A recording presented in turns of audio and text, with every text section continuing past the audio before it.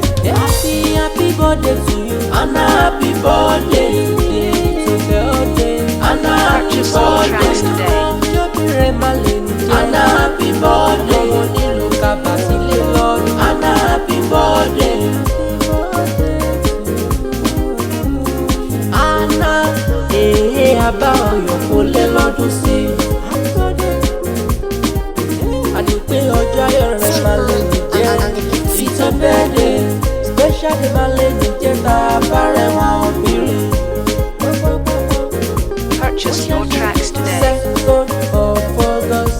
It's your birthday. Bóyá mo dágọ́jọ́ gọ́jọ́ sọ̀rọ̀ ọjọ́ bí rẹ̀ máa lè nìjẹ́. Àná it's your birthday ọ̀rọ̀ rẹ̀ lọ́sọ̀ nígboro. Owó náà bẹ́ẹ̀ ló dẹ̀ pọ̀ ní ti pánánà lọ́jọ́ ìbí òní. Ọ̀rẹ́ lọ́sọ̀ nígboro. Ọ̀rọ̀ rẹ̀ lọ́sọ̀ nígboro. Happy birthday to you. Anna, happy birthday. Purchase your tracks Anna, happy birthday. Anna, happy birthday. Anna, happy birthday. Àríyó bàbá náà ló ké pé mi lórí tó pé mo kí ọ dáadáa. Ó ní Anna, òun ló lọ tẹ̀mí tí lọ́dún sí lónìí ó wá pé mo kí ọ ní gbèjègbèjọ láyé rẹ̀. Ó látẹ̀pẹ́ látẹ̀rẹ̀ kò láyé pé kò pẹ́ fún wọn. Ayáre lọ́dọ̀kọ̀ òdiwọ̀n jẹ́ kí wọ́n má ṣe rí kú ọmọ. Ó lọ ṣọjọ́ bí rẹ lónìí wà ní fọdún eléyìí ṣàṣemọ́. Anna, ṣe bí kàbàṣà nílé Kogi nílé fàdà rẹ̀.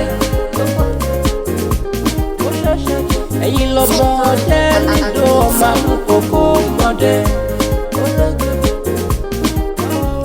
Ó máa mú sílé ràṣà ní adéwúradé ọ̀hún. Ọmọ ẹja yìí lásán ọmọ ẹkùn níbẹ̀rù ẹ̀yìn ni. Ìbẹ́yìn bá lọ́mọ amúgbàbúwò afọkọ̀fọ́mọ lóde ní. Ẹ̀yin lọ́mọ wá ọ̀sìn wá ọmọ wá ọ̀sìn wá ládé. Ọmọ wá ọ̀sìn wá ládé.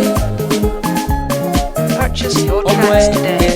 jẹ́ lẹ́nu ìmúyọ̀ bẹ́ẹ̀ ti fẹ́ pọ̀ fọwọ́ lẹ́bí ìfọ̀sẹ̀ nílé bàbá tó bí yín lọ́mọ. Happy birthday to you. Anna, happy birthday. It's your birthday. Anna, happy birthday. Anna, happy birthday. Anna, happy birthday.